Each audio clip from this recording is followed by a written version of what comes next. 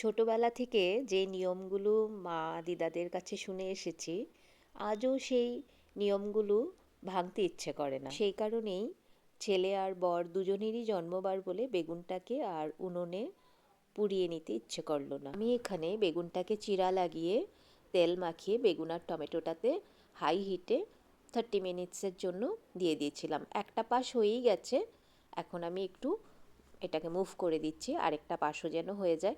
আমি এখন নিচে ট্রেটাতেই দিয়ে দেব সবগুলো। এগুলো না অনেকটা সফট হয়েই গিয়েছিল, তাও আমি আরেকটা পাশ ভালো করে হয়ে যাওয়ার জন্য আবারও দিয়ে দিয়েছিলাম। এটা ঠিক ওটিজিতে একটু টাইম লাগে, একটু টাইম কনজিউমিং, কিন্তু ওই যে ছোট থেকে যে নিয়মগুলো মেনে এসেছি সেগুলো এখনও আর ব্রেক করতে মন চায় না। আমার সাথে অনেকের মত নাই মিলতে পারে, কিন্তু আমি মনে করি, আমি একটু ওল্ড স্কুলও বলতে পারো আমাকে, কিন্তু আমি মনে করি আগের দিনের বয়স্করা যেগুলো কথা বলে গেছে সেগুলোর পিছনে কিছু না কিছু রিজন আছেই।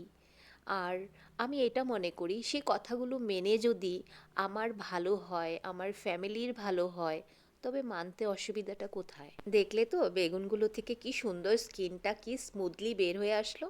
আমি কিন্তু বেগুনগুলো আবার চাকু দিয়ে কেটে না, আমি চেক করে নিয়েছি। আমার একটা ভীষণ খুঁতখুঁতে ব্যাপার আছে যে পোকা আছে যদি ভিতরে, তবে তো সেটা আমি দেখতে পাবো না। তাই আমি পিস পিস করে কেটে এটাকে দেখি আবার।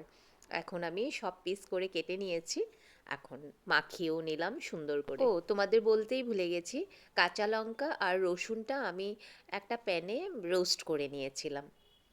তো খেতে কিন্তু ভালো হয়েছে, তোমরা কখনো বানিয়ে খেয়ে দেখবে কেমন। ভালো লাগলে অবশ্যই লাইক কমেন্ট করে দিও। টাটা।